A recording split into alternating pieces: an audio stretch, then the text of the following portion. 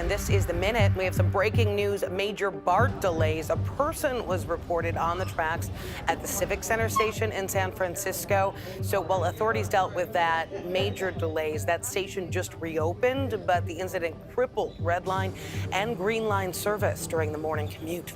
Hundreds of employees at San Francisco's public schools could lose their jobs. Today, the school board is going to vote on whether to approve proposed layoffs. If that passes, then they'll have to decide exactly who will be cut. That comes as the district deals with a $113 million budget deficit. And homeless people in San Jose could get a paid bus ticket back to their hometowns. Today, city officials are officially announcing a program called Homeward Bound. The goal is to help homeless people who want to reunite with loved ones and get a fresh start. I'm Ann Mack with The Minutes.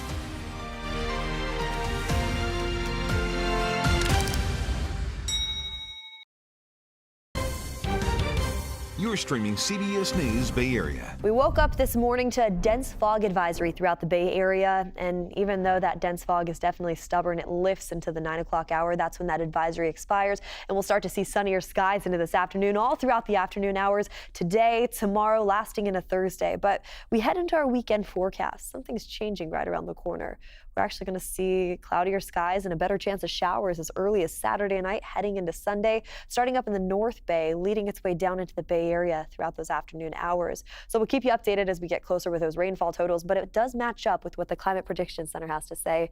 They're showing what are the normal conditions in our communities as we head into the next 6 to 10 days. So as we take a quick look at the next 7 days real fast, there's a couple things I want to break apart. This paints a really good picture behind me. We're still on this leading trend of a warm up right around the corner. Tomorrow will be the warmest day of the week in the low 70s along the bay. That means San Francisco and Oakland will see 70s in February, which definitely is above average for this time of year. You head all the way over into our inland areas, we're seeing a very similar setup, but even warmer. We could even see mid 70s in areas like San Jose, all the way off into the East Bay tomorrow with sunny skies, which puts us about 15 degrees above average for this time of year. Now we'll see 70s for our Thursday and Friday forecast as clouds start rolling in from offshore just ahead of that scattered shower forecast that we'll see heading into this weekend. But the other thing to mention with this weekend, look how those temperatures drop fast. We're in the mid 70s just a few days prior. Now we're into the low 60s, upper 50s as we head into this weekend with cool, cloudy, and wet skies. So we'll keep you updated as we get closer to this weekend with those rainfall totals. But hey, for the time being, enjoy this little warm up that we have around the corner. Today, city leaders in San Jose are considering a proposal to put digital billboards on city-owned buildings. The city says the billboards could generate tens of millions of dollars in revenue. The proposal would affect 4 different city-owned buildings in the downtown area.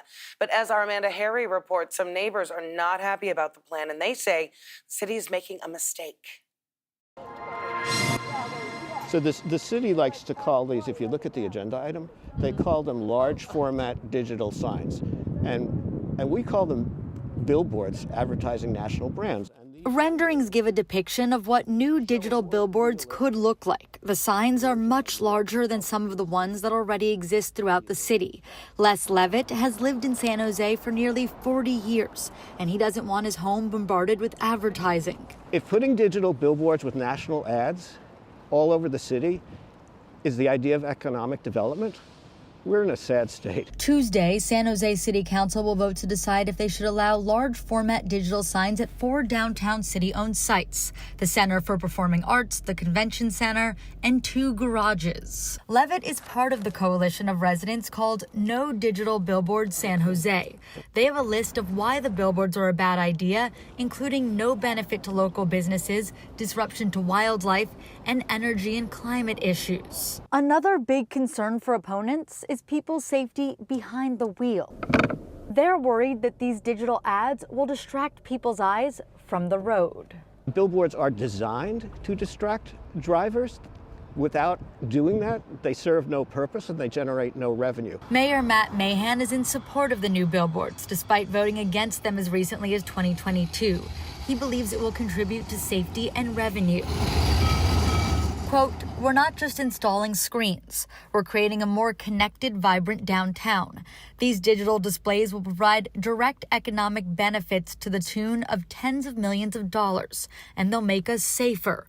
Research shows that these well-lit spaces can significantly reduce crime rates." City staff estimates a guaranteed minimum of $20 million from the proposal. It would be a 10-year commitment with Orange Barrel Media, with 2 5-year extension options.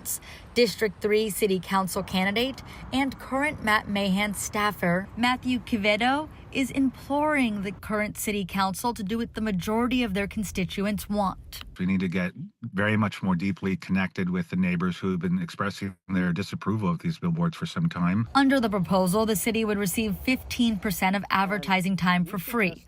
The rest would be sold to advertisers. Levitt hopes he won't see it happen. And I'm concerned that this would be one of the most regressive policy changes in a long time. He thinks it could become a slippery slope, and these 4 large digital billboards will be the first of many. While the lease agreement guarantees a minimum of $21.5 million for San Jose, city economic officials project just over $37.5 million in revenue over the 20 years. The suspected drug dealer, whom police say gave drugs to 2 teens in Santa Rosa who ended up dying, is facing a judge today. Police are also investigating whether he sold drugs to another pair of teens who also overdosed, but they survived. The 4 students went to 2 different high schools, and as our John Ramos reports, people are asking how any of this could have happened. The deadly scourge of fentanyl is not just limited to those who use it voluntarily. It now seems that the young people who lost their lives may have had no idea what they were taking.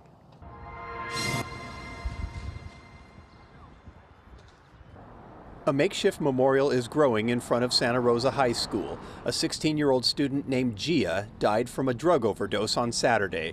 Her friend Sydney says it's been heartbreaking. I really read into it and then I had to go home. I crashed out, honestly, at work. I was crying. Like, I just don't understand why people who are like one of the brightest, bubbly people have to be taken away.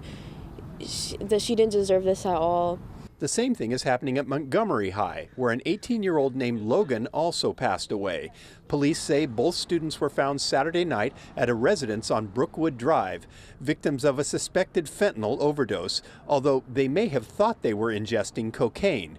Earlier in the day, 2 other teenagers were hospitalized for suspected overdose. The phenols and everything, it's even in weed. Like, it's not even just cocaine, it's in weed, it's in like anything, honestly, and it's so scary. A 21-year-old man named Ramon Nunez was arrested on Sunday on charges of second-degree homicide and furnishing narcotics to a minor.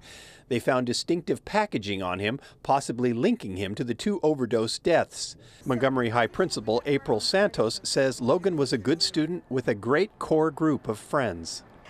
It's devastating. I mean, there are no words to express the trauma that goes along with a loss like this, let alone for the family. My heart goes out to them because I can't imagine this loss of a child.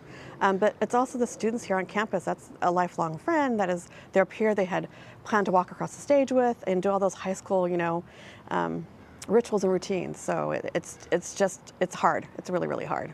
The district is offering extra grief counseling at both schools, and a therapy dog named Gemma was on hand to help ease the trauma. The dog's handler says Gemma can sense when students are suffering in silence. She will go to the person that doesn't want to talk, that is having a really hard time, and it's just, I'm going to sit with you. That's very powerful. Back at Santa Rosa High, Sydney says she hopes it's a wake-up call that her fellow students will take seriously. But now it's like you have to be cautious about everything, just even smoking weed. You literally have to be cautious. Like you can't trust any of these people who are selling. He needs to be kept locked up. He is a murderer. So far, police have not officially released the names of the 4 students who suffered overdoses. They are encouraging parents to have open conversations with their children about the extreme risk of fentanyl-contaminated drugs. Police say the suspect is facing several charges, including second-degree homicide. Overdose deaths have been trending down nationally, but not in every state. The CDC just released this state-by-state breakdown. The yellow states, including California, are where overdoses actually increased between 2022 and 2023. The blue states indicate states where they had decreased. So what's worked? Experts say more public awareness and the availability of opioid reversal medications like naloxone and medicines to treat opioid use disorder. Still ahead here on CBS News Bay Area, they drove up to 22 miles just to practice and play. And one of the Bay Area's last all-girls schools is fighting for a space to call their own. It's really difficult, especially the commute here, and I just know that we wouldn't have this problem if we were a co-ed school. Plus, how police in the Tenderloin transformed part of their station into a special classroom for neighborhood kids. And celebrating San Francisco's rich music history, we're going to introduce you to a man who's building his empire right here in the Bay Area.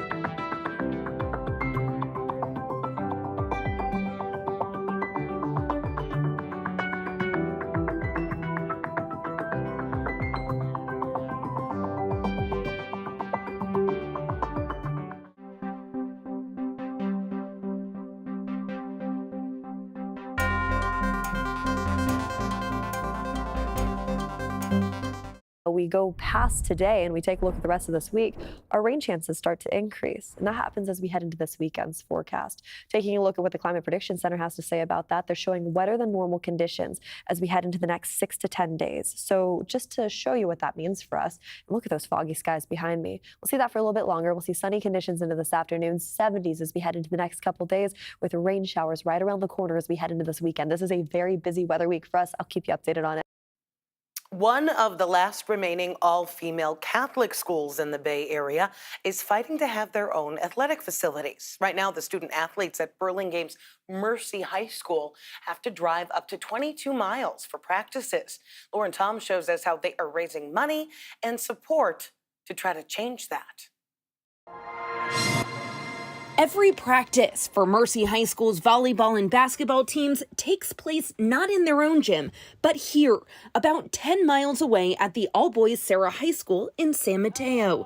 And senior class president Isis Ordaz says it's time to serve up some change. It's really difficult, especially the commute here, and I just know that we wouldn't have this problem if we were a co-ed school, which is really sad to think about. For at least a quarter of a century, the all-girls Catholic high school in Burlingame, one of the last of its kind in the Bay Area, hasn't had a functioning athletic facility. No home games, no trophy cabinets or championship banners, no place for athletes to call their own. It's really almost diminishing in a way because I know we have championship rings and we could have our own banners. At Mercy, Ordaz has been part of her school's barrier-breaking volleyball team, outperforming regional schools to clinch a championship in 2024. Even so, her trophies and rings are mostly kept in storage on campus. But a campaign to raise enough money to construct a new athletic facility on the school's campus is nearing their goal. With the $27 million projected budget, Mercy is $1.5 million away from that goal becoming a reality. And for head of school and Mercy alumna Natalie Brosnan, it's not just a goal, but it's a message of support to the school's young women. When our young women have to go to other schools to play, especially our brother school, Sarah High School, who we have such a rich tradition with and we love, and so no one ever complains about being on their campus, but we're sending this explicit message of you matter, you deserve equitable facilities. But the implicit message is you have to go to the boys' school because that's where the donors are putting money, that's where the support is. Brosnan was not only a student athlete at Mercy, but she later served as the water polo head coach. And for her, the prospect of an athletic facility to call their own is personal. It's a big deal, and I don't think you can recognize the impact of the project unless you are a young woman that hasn't had that equity. And the more we talk about it, the more we recognize it, you realize something's got to change, and to know we are so close to that change in 2025. It's just an amazing thing to know. If approved, the school plans to build on top of their existing non-regulation facilities. It includes a pool, gymnasium, weight room, and their very own Hall of Honor. I would want my future daughters to go to Mercy, and so I hope that this project is completed and that all Mercy girls feel, I guess, a greater sense of community and belonging, especially in athletics. Hoping to return to a school with a home court advantage. Well, the project is facing some legal challenges. Neighbors have appealed an October 2024 decision by the Burlingame Planning Commission that allowed plans for the facility to move forward. The commission set a 10 p.m. weekday curfew after concerns about traffic and noise. The appeal is going to be heard at a meeting next week on March 3rd. Police officers in San Francisco's Tenderloin Station are teaching judo to kids in the neighborhood. Our Suji Nam takes us inside one of their classes and shows us why this is so much more than just a sport.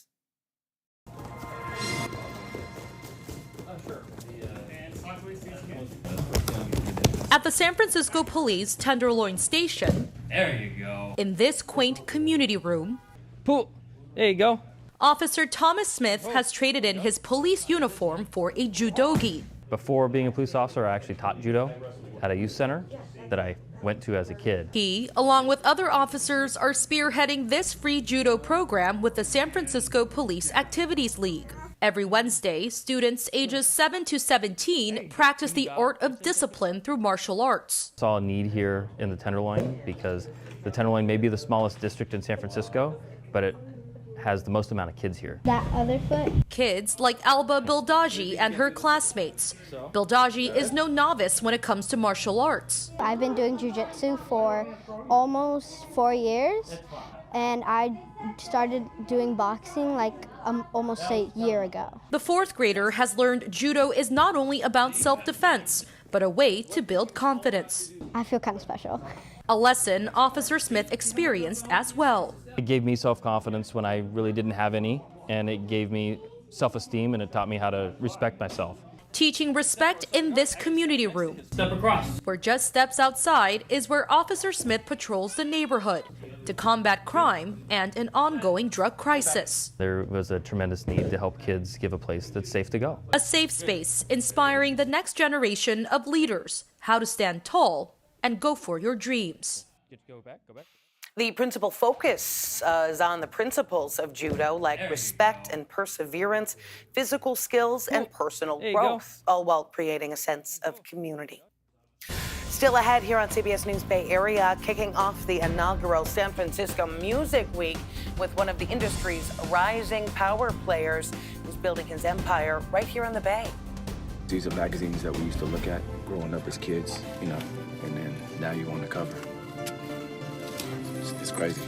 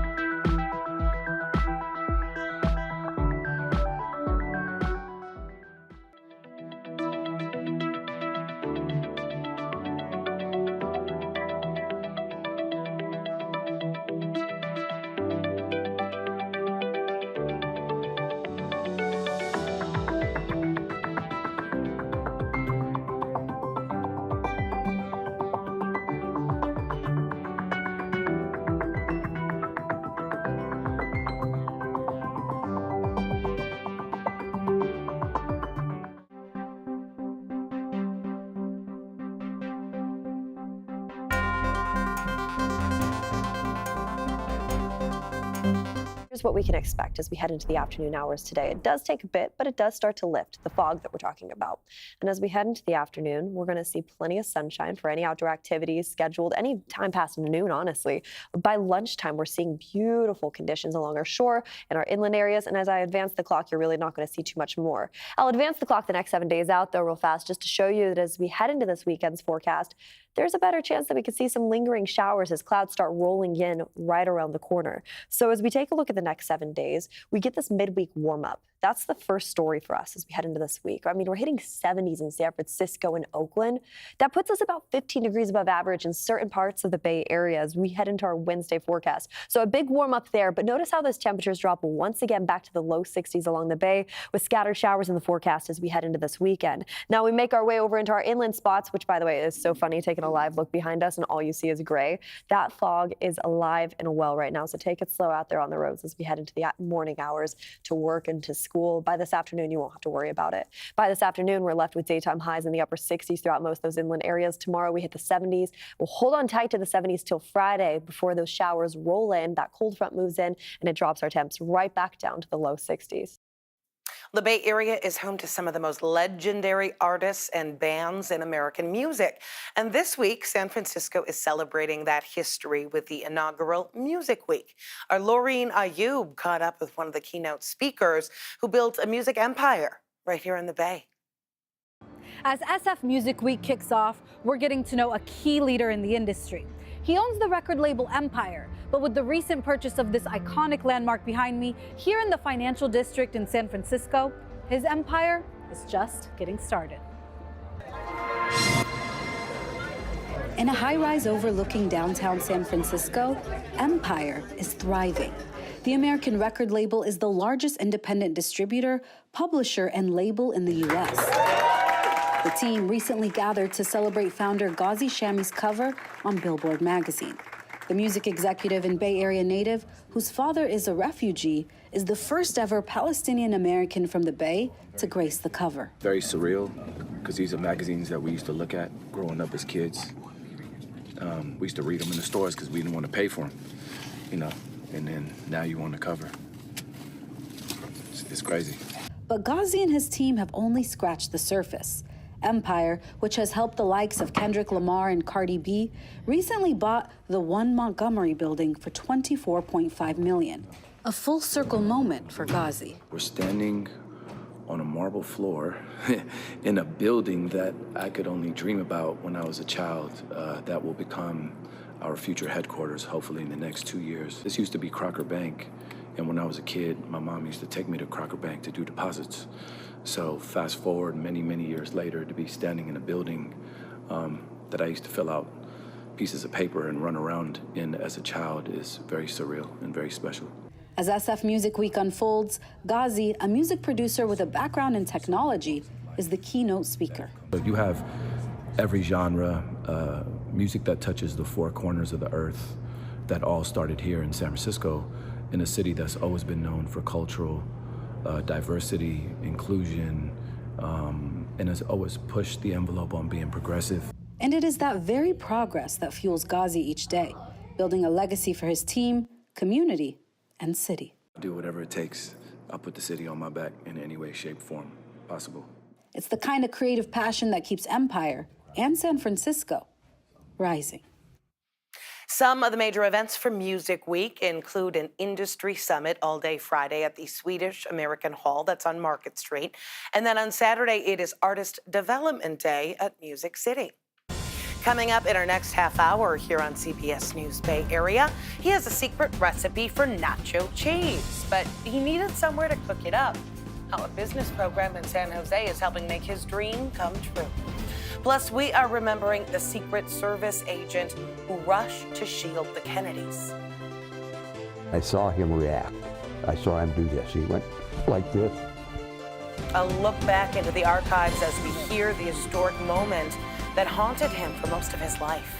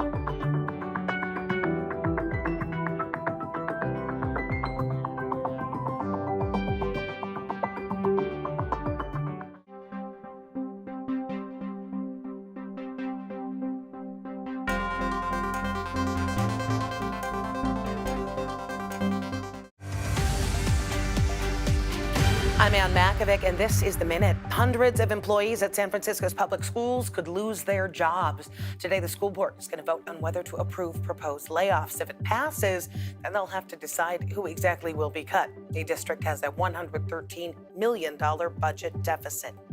5 suspected gang members have been taken into custody in connection with the deadly stabbing of a 15-year-old at Santana Row in San Jose. Police say David Gutierrez was killed while on a Valentine's Day date and had no connection to the suspects. Police say a 13-year-old carried out the fatal attack. And at least 10 national park staffers have been laid off from the Golden Gate National Recreation Area. That includes Alcatraz Island, Muir Woods, and Crissy Field. More than 1,000 national park workers have been laid off as part of President Trump's federal job cuts. I'm Ann Makovic with The Minute.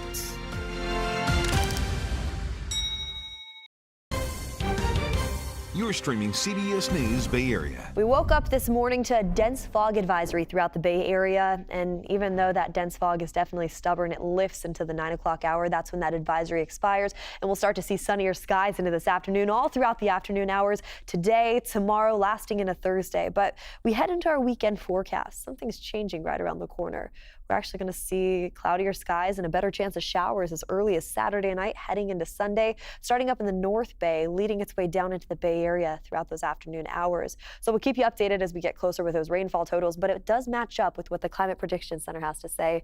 They're showing what are the normal conditions in our communities as we head into the next 6 to 10 days. So as we take a quick look at the next 7 days real fast, there's a couple things I want to break apart. This paints a really good picture behind me. We're still on this leading trend of a warm up right around the corner. Tomorrow will be the warmest day of the week in the low 70s along the bay. That means San Francisco and Oakland will see 70s in February, which definitely is above average for this time of year. You head all the way over into our inland areas, we're seeing a very similar setup, but even warmer. We could even see mid 70s in areas like San Jose, all the way off into the East Bay tomorrow with sunny skies, which puts us about 15 degrees above average for this time of year. Now we'll see 70s for our Thursday and Friday forecast as clouds start rolling in from offshore just ahead of that scattered shower forecast that we'll see heading into this weekend. But the other thing to mention with this weekend, look how those temperatures drop fast. We're in the mid 70s just a few days prior. Now we're into the low 60s, upper 50s as we head into this weekend with cool, cloudy, and wet skies. So we'll keep you updated as we get closer to this weekend with those rainfall totals. But hey, for the time being, enjoy this little warm up that we have around the corner.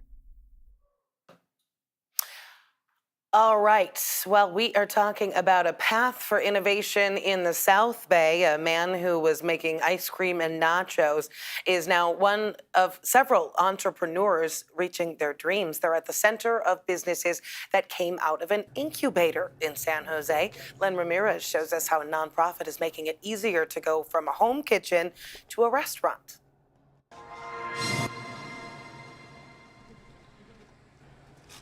So we're a nacho pop-up. We usually pop up at different breweries here in the Bay Area. Anthony Vallarta first started making gourmet nachos at home for family, but when COVID hit and he was laid off from his construction job, he started a nacho business on the streets. We use 3 different cheeses because I like a whiter cheese sauce, just so when you I don't want anybody to think it's Velveeta when they walk up. It was so successful at pop-up events, he ditched the construction job to concentrate on nachos full time. We were popping up 6 days a week. But there were a couple of problems. Without a commercial kitchen and no official business permits, he could only go so far. But for the last 2 years or so, I'm like, oh, I want to go to the next step, get my permits, get my insurance and license and all that. And sometimes it just felt out of reach. That's when the Mesa Redonda program at the nonprofit Prosperity Lab stepped in. We help with technical assistance, with permitting process, planning, recipe development. Eileen says it's a micro-business incubator that gives aspiring entrepreneurs the help they need, plus free use of the CED kitchens and cold storage for the first 6 months, and a $400 scholarship to help them pay for business permits. A lot of the businesses who started during COVID, you would see a lot of the pop-up community at parks. You would see a lot of the food service vendors on our streets. So now we have that avenue where there is no excuse, there is no barriers for them to get their permits. The program is helping Anthony save money to officially establish and get his business plan together. But more than that, it's allowed Anthony to dream big. I want to get into a food truck, and then I want to do big festivals. I want to do Foodie Land, I want to do music festivals. And if he needs any role models, Mesa Redonda has that too. We're here at Paleta Planeta in the heart of downtown San Jose. Meet Mauricio Salazar, who with his two brothers hatched an idea for a Mexican popsicle business. We started 3 years ago out of our parents' garage, our mother's kitchen, just selling right on Instagram only. Paleta Planeta was one of the first graduates of the Mesa Redonda program, and late last year the business moved into a prime location at 4th and Santa Clara Street across from City Hall, and their menu of paletas and frozen treats is growing. Prosperity Labs definitely played a huge role for us. I mean, going from our parents' house to the ghost kitchen, that in itself it's a giant leap. Now you're fully permitted. Now it allows you to do different types of events where they ask for permits, exposes you to a different market. It's the kind of success any business would love to have, and it's where Anthony wants to take his nachos. And so far, Mesa Redonda is proving that a bright idea, hard work, and a helping hand This is our pepperoni special for today. can turn pop-ups into prosperity. Well, Prosperity Lab, which runs the program, aims to help historically disinvested communities. Well, you might not recognize his name, but when you think of a Secret Service agent, it's hard to imagine a more memorable image than the man who leaped onto the back of President John F. Kennedy's limo on the day of his assassination in Dallas in 1963. That man who tried to shield the president and first lady was Clint Hill. He just died at the age of 93. Hill retired here in the Bay Area in Belvedere. And back in 2019, former KPIX anchor Michelle Griego had a chance to talk to him about his career and his memories of that fateful day. Clint Hill looks back at his time as a Secret Service agent. See, there I am there, still on the car. Over the course of his extraordinary career, he served 5 presidents: Eisenhower, Kennedy, Johnson, Nixon, and Ford. But it's his time with the Kennedys that forever changed him. After the 1960 election, he was assigned not to the president, but to his wife, First Lady Jackie Kennedy, something he wasn't too thrilled about. Because I wanted to be where the action always was, and that was with the president. But he soon realized Mrs. Kennedy was different. She was very active. Athletic, very smart, spoke French, Italian, Spanish, and we traveled the world. And so I really had the best job of all the agents beginning in 1961. Everything was good until August 1963, when the Kennedy's son Patrick died 2 days after birth. And just 3 months later, Mrs. Kennedy would be devastated again. On November 22nd, 1963, the couple traveled to Dallas, Texas. When we got to Main Street, the crowds were so large they couldn't be contained on the sidewalk. Clint was on a running board behind the president's car when he heard the first gunshot. He realized the president had been hit. And I saw him react. I saw him do this. He went like this, and then he started to fall. I recognized immediately then it had been a gunshot. 3 shots total were fired. So about that time, Mrs. Kennedy got up on the trunk. She came out of the back seat. So I got up on top of the car and lay over the top of both of them, up on the back of the trunk, where the trunk meets the back seat, and I looked down. What he saw confirmed the worst.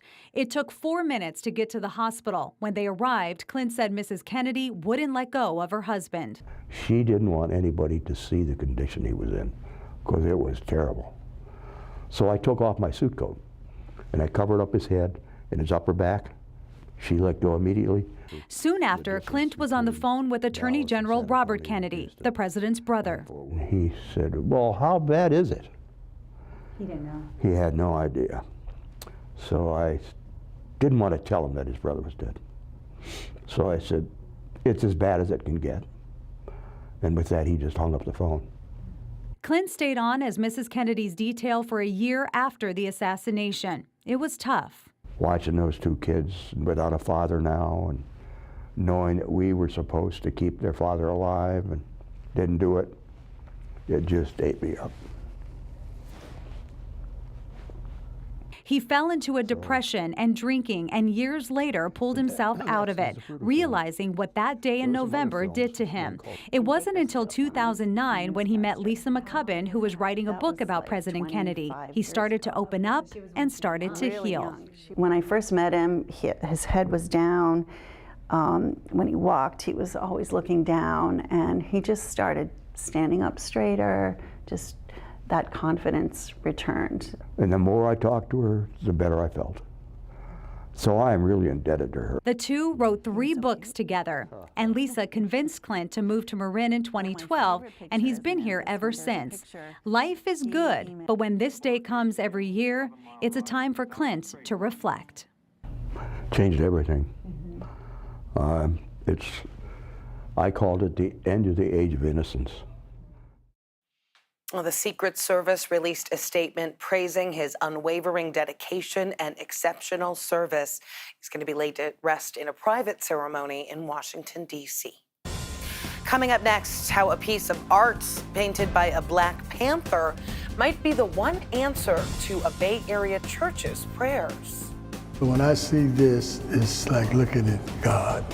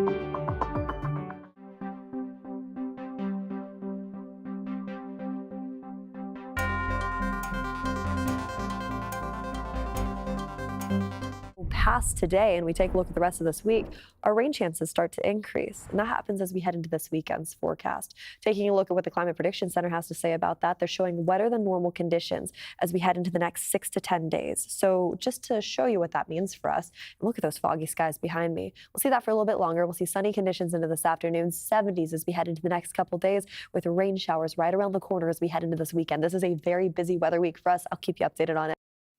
The Giants are going to start the regular season next month in Cincinnati, and it might not be too long after that before a couple of their top prospects join them. Matt Lively tells us more. The Giants are still searching for their next Buster Posey or Matt Cain or Tim Lincecum, and luckily a few prospects fit the bill, and you might see them sooner rather than later. Do you feel an excitement considering there's a bit of a youth movement going on with this franchise right now? A little bit. It's pretty cool to see. Carson Whisenhunt wants to see himself in the majors later this season. The club's top pitching prospect is next in line to join homegrown starters Logan Webb, Kyle Harrison, and Hayden Birdsong. And Whisenhunt knows they have big shoes to fill. We talk about those guys all the time. You can't not. So I don't think we try to compare ourselves to them. And then there's top prospect Bryce Eldridge. He was the Giants' first-round pick in 2023. It's a little bit different than last year, and I don't know if I could tell you I'd expect to be here, starting last year. The power-hitting first baseman started last year in Single-A San Jose, and his only taste of the big leagues was as a fan. We have off days and we get to go drive up there and watch some games at Oracle, beautiful stadium, and just see where we'll be playing in the future. Now the 20-year-old is sharing a clubhouse with future Hall of Famer Justin Verlander, who made his debut when Eldridge was still in diapers. Have you been kind of like starstruck by Justin Verlander? Yeah, I'd say that was the one guy that I was like, you kind of feel like an aura coming off him a little bit. I didn't want to be a fanboy at all. Eldridge is on the fast track to the majors after stops in San Jose, Eugene, Richmond, and Sacramento last season. I was definitely worn out by the end of the year, like everyone is at the end of the season, but I really enjoyed it. Getting to meet a lot of different people, seeing basically the whole country. He'll likely begin the year in AAA, but it's only a matter of time until he gets the call. And with that, a chance to cross off something else from his bucket list. I think last year we were joking about what it would be like for you to get a splash hit, and it still seemed like it was going to be years away, but you're really close now. Has that kind of sunk in? I don't think it'll sink in until I get there. We got a lot of work left to be done, but it's cool to think about. I bounced one in on my introduction thing after the draft, and it's kind of been eating at me for a little bit. So I want to get one. I want to get a direct hit in there. So hopefully make that happen this year. There's no telling when Eldridge or Whisenhunt might be called up, but when they are, expect there to be Rookie of the Year hype. If one of them were to win, it'd be the first time a Giant took home the award since Posey in 2010.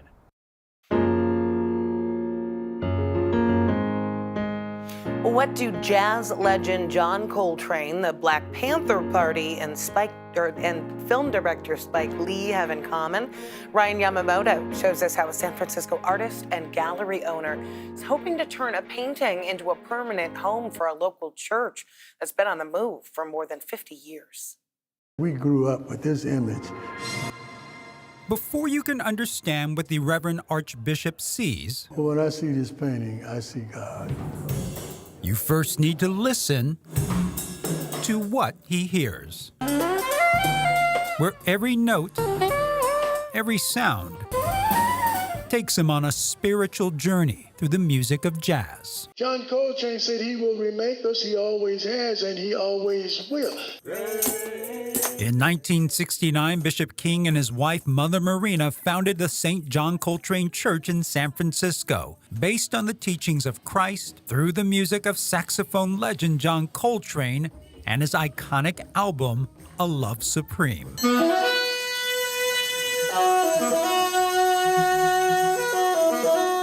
Today, service is held inside a tiny theater in Fort Mason, where for the past 53 years, his church has moved from location to location.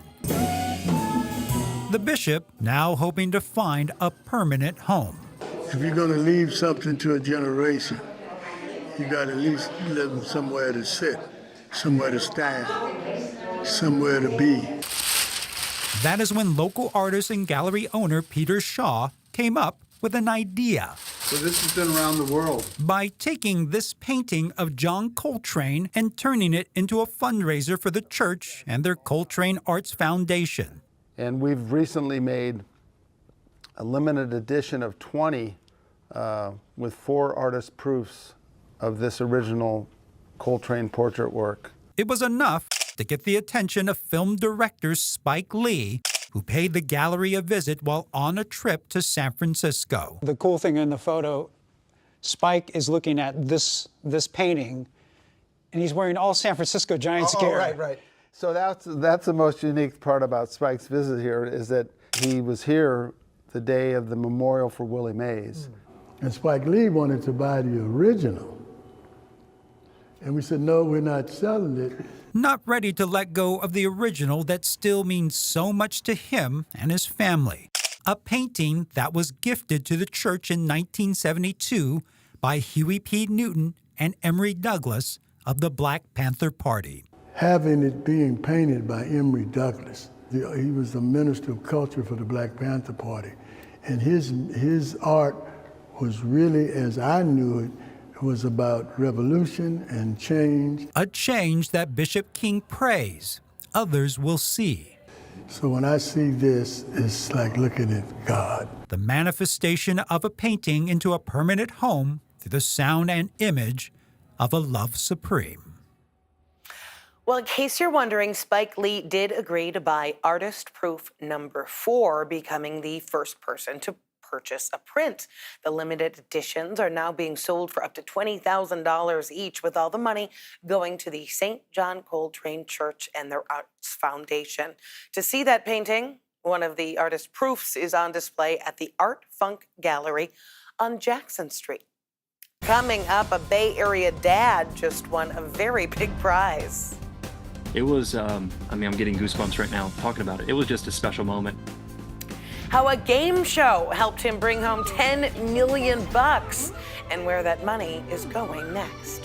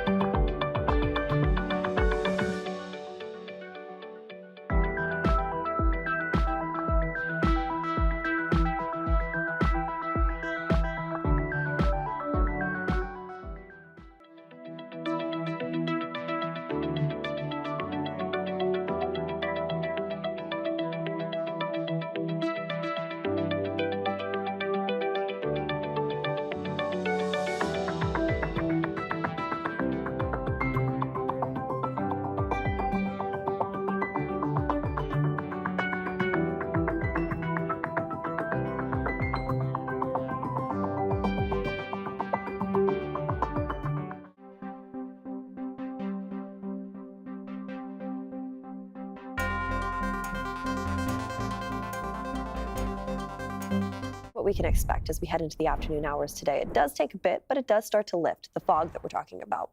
And as we head into the afternoon, we're going to see plenty of sunshine for any outdoor activities scheduled any time past noon, honestly.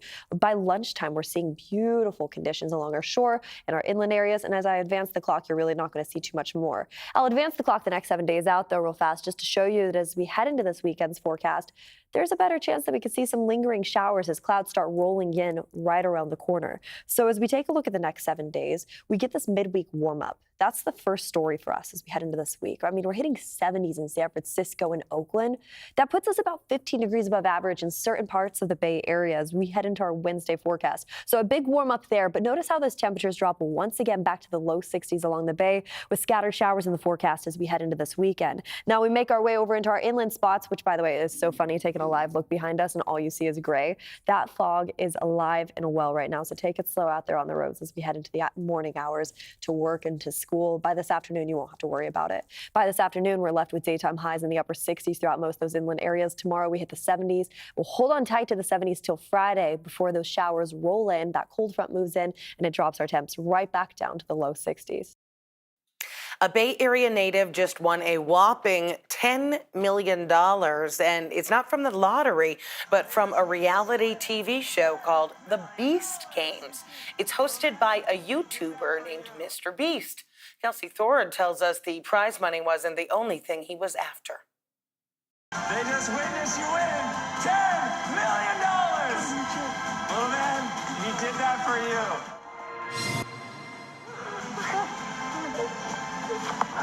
This was the moment Bay Area native Jeffrey Allen won $10 million as a contestant on the Prime Video original series Beast Games. It was, I'm getting goosebumps right now talking about it. It was just a special moment. Jeffrey says he got the idea to go on the competition series from his 9-year-old son, Jack. He introduced me to Mr. Beast early last year, and I saw the application pop up, and I kind of go, wow, it's a cool opportunity to kind of be the cool dad to my 9-year-old, but also have a platform to talk about my 7-year-old's rare disease. Jeffrey's son, Lucas, has a condition called creatine transporter deficiency, or CTD. His activities of daily living he'll always need help with. Severely cognitively delayed, developmentally delayed. Kids with this condition are prone to seizure, low muscle tone, and currently there's no therapy, there's no cure, there's no treatment. Jeffrey says since Lucas's diagnosis, his family has worked tirelessly to bring awareness to CTD and push for more research. But with a rare disease, it's tough to get academia or big pharma interested in it. This is where it gets fun. That's where Beast Games became the perfect platform. Jeffrey says his goal was always to share Lucas's story, but winning the show's $10 million jackpot was a dream come true. Forever blessed that we can use that money for good. We can make sure that our family's taken care of, but also that other families with CTD that we develop kind of invest into research to ultimately help find a therapy for our kiddos.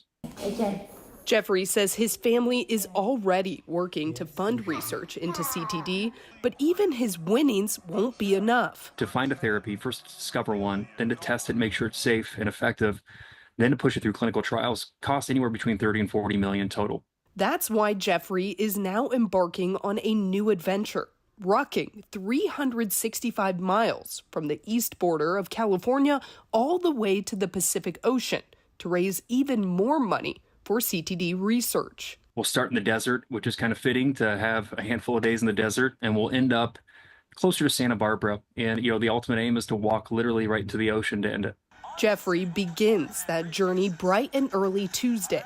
He will be carrying the exact weight of his son Lucas along the way, all in the hope of one day finding a treatment or even a cure for his youngest son.